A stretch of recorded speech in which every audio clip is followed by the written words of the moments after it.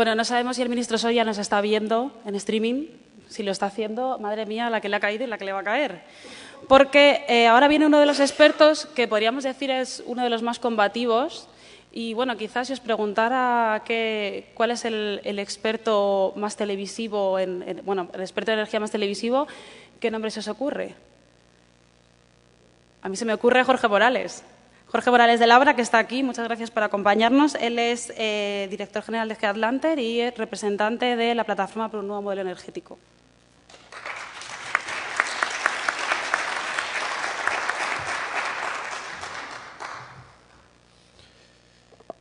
Bueno, buenas tardes a todos en este marco incomparable. La verdad es que da gusto.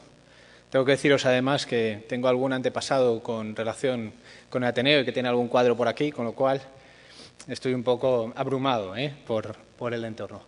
Pero, bueno, vamos a ello. Voy a tratar de hablar después de Javier siempre es complicado. Yo trato de pedir que no me toque porque cada vez que hable Javier a mí en mi cabeza me genera un montón de ideas y me cuesta luego volver a centrarme, ¿no? Pero voy a intentar ir a algo muy concreto, que es tratar de definir qué es esto del déficit de tarifa, que hemos escuchado ya muchas veces, y también tratar de cuantificarlo. Bueno, la definición es bastante sencilla. La definición del déficit de tarifa es sencillamente una resta entre los costes reconocidos a las empresas del sector eléctrico y los ingresos regulados del mismo sector eléctrico, y subrayo, reconocidos y regulados. Hay que decir que la terminología, como tantas otras cosas en el sector eléctrico, está muy bien pensada y ha sido introducida por las propias empresas eléctricas.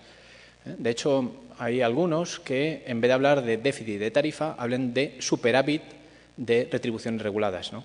Porque, claro, puede existir déficit porque los costes sean superiores a los reales, es decir, porque los costes reconocidos no coincidan con los costes reales. Aparte que, por supuesto, puede existir déficit porque los ingresos sean inferiores, los ingresos regulados, a los que correspondería para satisfacer los costes que se hayan fijado. ¿Y qué es lo que ha venido ocurriendo en los últimos años? Bueno, pues sencillamente que los sucesivos gobiernos han intervenido en los dos componentes de esa diferencia. Han intervenido, por un lado, reconociendo una serie de costes a todo tipo de compañías del sector eléctrico sin auditarlos previamente, y por eso estamos aquí hoy, por la falta de auditoría de esos costes. Y, en segundo lugar, han intervenido fijando arbitrariamente las tarifas eléctricas y fijándolas muchas veces con criterios políticos. De hecho, hay que recordar que hasta que a finales de 2011, principios de 2012, el Tribunal Supremo empezó a obligar al Gobierno a no intervenir en la fijación de los peajes eléctricos, todos los gobiernos hasta esa fecha han venido jugando con los componentes de la tarifa en función de, básicamente, los intereses electorales. Tenemos dos etapas, esto hay poca gente que lo conoce, pero es muy importante, porque en la generación de déficit de tarifa hay que ir a la historia, porque ha sido muy diferente, ¿no? Hay dos etapas claramente diferenciadas. Una hasta julio de 2009, hasta junio inclusive, y otra a partir de julio de 2009. Hasta junio de 2009 en España había una tarifa que llamábamos integral. Es decir, los consumidores pagábamos lo que decía el Boletín Oficial del Estado y esa tarifa supuestamente era aditiva, es decir, estaba calculada sumando un montón de costes, ¿vale? Pero el propio Gobierno normalmente ex ante, es decir, cuando publicaba la tarifa, ya sabía que esa tarifa iba a ser insuficiente para satisfacer los costes que el propio Gobierno había introducido, ¿vale? La diferencia con el segundo periodo es que, de una forma completamente artificial, y lo subrayo, se dividió el recibo en dos partes, en lo que se ha venido a llamar, yo siempre lo pongo entre comillas, el tramo liberalizado y el tramo regulado. Lo pongo entre comillas porque el tramo liberalizado pues tiene más de 150 normas que lo regulan. Esto, tengo una presentación en Internet que, curiosamente, a pesar de ser muy técnica, ha sido muy vista. Ayer me decían que había superado las 7.000 vistas en 3 meses escasos, exclusivamente hablando de cómo se conforma el tramo liberalizado. No es una presentación que me llevó más de una hora. Bien, pues lo que ocurre es que a partir de julio de 2009 se separa y entonces se imputa el déficit de tarifa solamente al tramo regulado, porque se dice que el déficit de tarifa es la diferencia entre los costes regulados del sector y los ingresos regulados, es decir, los peajes, que son los que seguía fijando el Gobierno a través del Boletín Oficial del Estado, ¿no? Por tanto, lo que se ha establecido sencillamente es una prioridad de cobro desde julio de 2009 hasta ahora. Es decir, de cada euro que los consumidores pagamos en nuestro recibo de la luz, hay una parte, que ahora veremos cuánto es, pero viene a ser como la mitad, que se cobra directamente, que es lo que llaman el tramo liberalizado, es decir, la generación de energía eléctrica, y hay otra parte, que es la parte regulada, que no se cobran todos los costes porque no hay suficiente dinero para pagarlos todos. De hecho, el juego de los gobiernos, hasta, insisto, que el Supremo lo cerró, ese juego era jugar entre los dos tramos, entre el tramo liberalizado y el tramo regulado. Es decir, cuando subía mucho el mercado de electricidad, que es el tramo liberalizado, lo que hacían los gobiernos, si no interesaba subir la tarifa eléctrica, es bajar el peaje. Por tanto, hay una vinculación directa entre, incluso en el segundo periodo, entre los costes regulados del sector y el precio del mercado eléctrico. Bueno, ¿de cuánto estamos hablando? Pues de una cifra escandalosa. Ahí vemos, en color naranja, la generación año a año, desde el año 99 hasta este último año 2013. Y vemos que ha sido bastante frecuente tener un déficit superior a 3.000 millones de euros. De hecho, desde el año 2005, solamente en una ocasión, ha sido inferior a 3.000 millones de euros anuales. Estamos hablando del 0,3% del PIB español, en una época de crisis. Es una cifra realmente escandalosa. Y como veis ahí, la cifra acumulada, que es lo que aparece en azul, alcanza prácticamente ya, la cifra de 2013 todavía es provisional, los 40.000 millones de euros. Es decir, el 4% del Producto Interior Bruto español. Ojo, un 45% de este déficit, de estos 45.000 millones, cerca de 20.000 millones de euros, se generó antes de junio de 2009. Y esto es importante porque, como veis ahí, el año más grande hasta ese momento fue el año 2005, el año donde realmente se disparó el déficit tarifo por primera vez.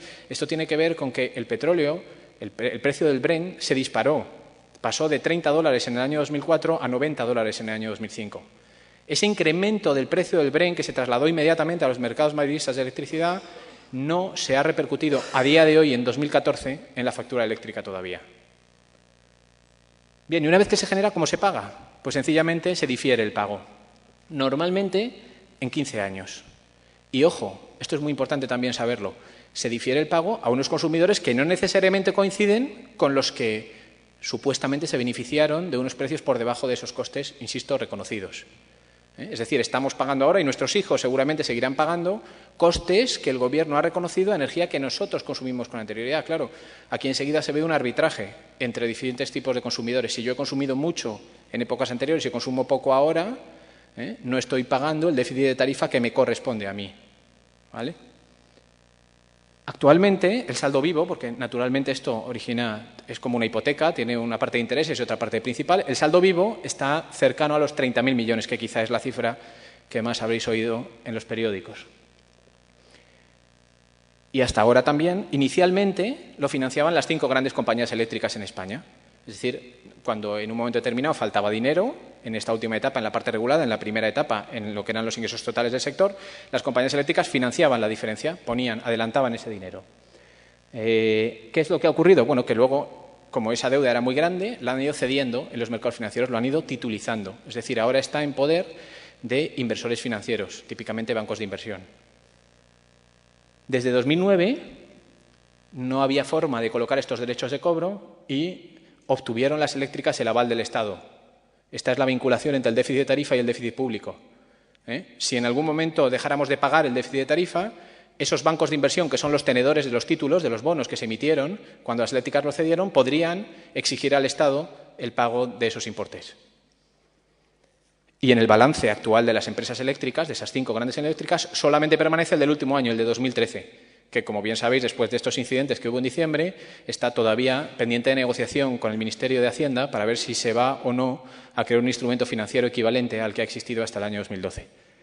Para complicar aún más las cosas, el déficit que supuestamente no debiera generarse, pero que previsiblemente se va a generar de 2014 en adelante, ya no lo van a financiar inicialmente las 5 compañías eléctricas, sino que lo están financiando todos los acreedores del sector eléctrico, de los costes regulados del sector eléctrico, salvo, curiosamente, los propios fondos de inversión y los propios bancos, que son tenedores de los títulos de deuda. Esos están excluidos de absolutamente cualquier quita o espera en el procedimiento de cobro. Para terminar, ¿y cuáles son los costes reconocidos del sector eléctrico? Bueno, pues me gusta poner esta sábana. Esta sábana es el total, corresponde al 2012, porque en 2013 hay tantísimas cosas provisionales sería un atrevimiento y seguramente contendría muchos errores tratar de poner ni siquiera una aproximación, pero en 2013 ahí tenemos lo que ha sido el total de las facturantes dispuestos de todos los españoles, total de costes que se han reconocido. Como veis, el total son del orden de 37.500 millones de euros y están divididos, ya digo, artificialmente en dos bloques.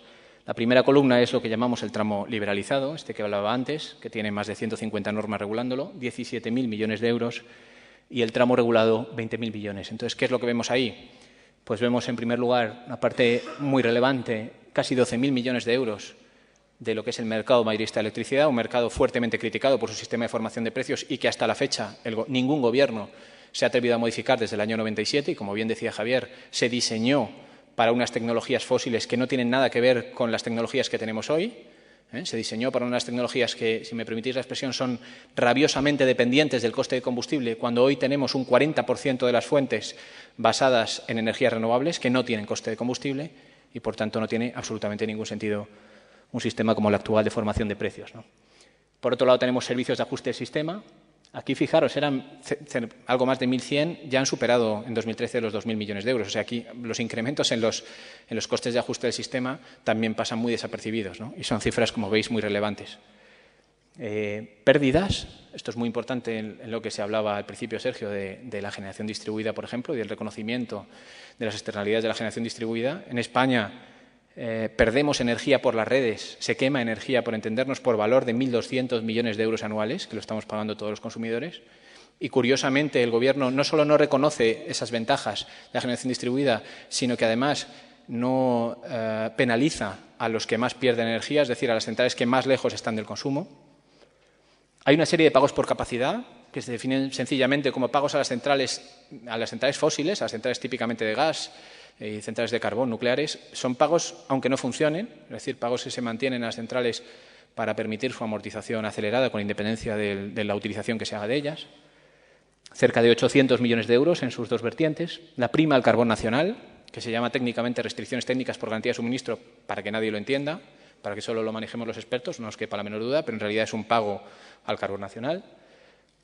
Ahí lo veis también, cerca de 500 millones. Hay un margen de comercialización del 4%, del 3% de la factura, 1.300 millones. Clientes interrumpibles. Las primas al régimen especial, 8.400 millones, de los cuales, como bien ha dicho Javier, 6.100 corresponden a renovables y otros más de 2.000 que corresponden a cogeneración y residuos, frecuentemente olvidado también en la política de comunicación de las empresas eléctricas de forma claramente intencionada. Los sobrecostes de generación extrapeninsular, aquí hay un problema muy serio, porque aquí hay un monopolio. Solamente una compañía en España atiende todos los territorios extrapeninsulares y estos costes se han prácticamente multiplicado por 3 en 10 años. ¿Vale? Por tanto, la auditoría de estos costes, yo si por algún sitio tuviera que empezar, sería por por auditar los costes de la generación no peninsular.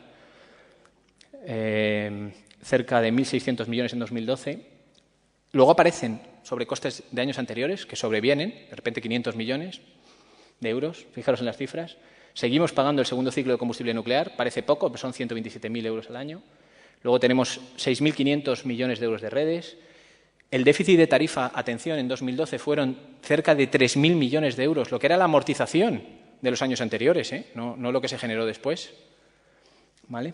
En fin, moratoria nuclear, costes de la CNE, etcétera, ¿no? Como digo, un montón de costes que arbitrariamente, podría estar hablando mucho de esto y ya no tengo tiempo, pero arbitrariamente el Gobierno define cuáles de estos costes están en un tramo y cuáles están en otro. Y, sin embargo, el déficit de tarifa, desde el año 2009, solo lo asignan al segundo tramo, ¿no? Esto es lo que me refería antes con el tema de la prioridad de cobro. Bueno, para terminar, Twitter me ha influido mucho en la vida últimamente, ¿no? Y trato de expresarme en modelo de 140 caracteres, ¿no? Yo creo que es el mensaje que más me interesa transmitir es que casi el 10% de nuestra factura de la luz se destina a pagar costes pasados que no han sido auditados y que han sido reconocidos por los gobiernos a las empresas eléctricas, ¿no? Yo creo que tenemos un campo importante para investigar esto y para profundizar en cuáles son esos costes y si realmente tenemos que pagar esos 40.000 millones que se han generado de déficit o no. Muchas gracias.